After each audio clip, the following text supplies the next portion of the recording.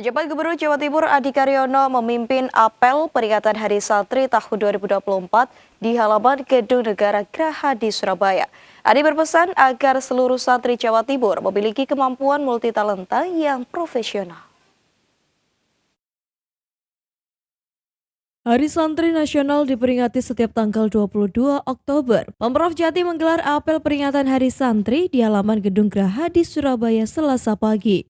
PJ Gubernur Jatim Adi Karyono bertindak sebagai pembina apel. Apel tersebut diikuti oleh santri pondok pesantren se-Jatim, pengasuh ponpes, kiai, tokoh ulama, serta masyarakat umum ikut berpartisipasi dalam apel Hari Santri tahun ini. Pada kesempatan tersebut diserahkan penghargaan kepada pesantren perintis program Magister Marhalah Tsaniyah pada perguruan tinggi khas pesantren atau Mahat Ali di Indonesia dan penyerahan penghargaan kepada pemenang Lomba Santripreneur tahun 2024. PJ Gubernur Jatim Adi Karyono mengatakan tema Hari Santri tahun ini adalah menyambung cuan merengkuh masa depan. Pasalnya tantangan santri masa kini bukanlah berjuang melawan penjajah, tetapi berjuang melawan kebodohan dan bisa mengikuti perkembangan ilmu teknologi.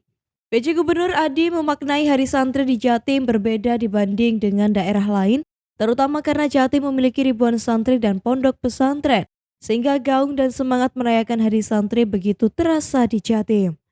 Tak hanya itu, Hari Santri yang diperingati setiap tanggal 22 Oktober adalah momentum bagi semua pihak untuk mengenang dan meneladani para santri yang telah memperjuangkan dan mempertahankan kemerdekaan Indonesia. Pertama, memang kita harus terus-menerus bagaimana kita melihat isu-isu strategis yang ada. Salah satunya adalah di pesantren masih ada tindak kekerasan, bullying, baik oleh pengasuh maupun oleh kakak tingkat ya. Ini semestinya sudah tidak bisa lagi. Oleh karena itu, pertama dengan tindakan hukum yang adil ya. Yang kedua kita melakukan sosialisasi bahwa mereka adalah sama. Lembaga pendidikan di pesantren harus sama dengan formal, baik kode etik ya, aturan maupun juga penerimaannya pada mereka. Mereka bukan hanya menyantri tapi betul-betul adalah siswa, sehingga mereka punya hak untuk bisa memperoleh pendidikan, memperoleh perlakuan yang baik untuk bisa masa depannya menjadi lebih baik.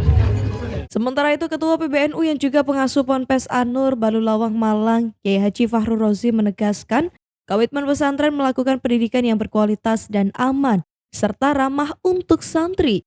Hal ini sebagai komitmen atas kejadian kekerasan dan bullying yang terjadi di sebagian lembaga yang mengatasnamakan pesantren.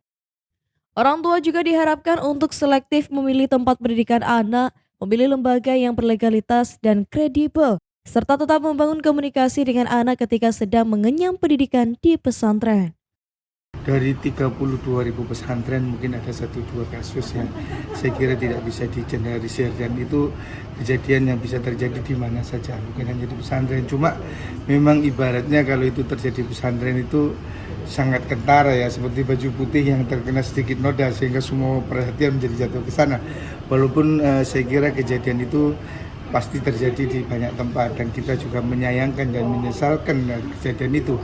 Makanya kita terus mengedukasi pesantren untuk menjadi satu pesantren yang ramah anak, dan juga kita berharap ada satu kontrol dari wali santri ya, ada komunikasi yang baik supaya anak-anak itu tetap tidak terpisah dengan orang tuanya, sehingga kalau ada sesuatu yang kira-kira mencurigakan atau kurang menyenangkan, segera ada komunikasi sehingga tidak terlambat. Itu salah satu yang penting. Bahwasanya harus ada kerjasama yang baik antara orang tua dan pesantren, komunikasi yang baik dan kontinu. Kadang ada orang memang tidak.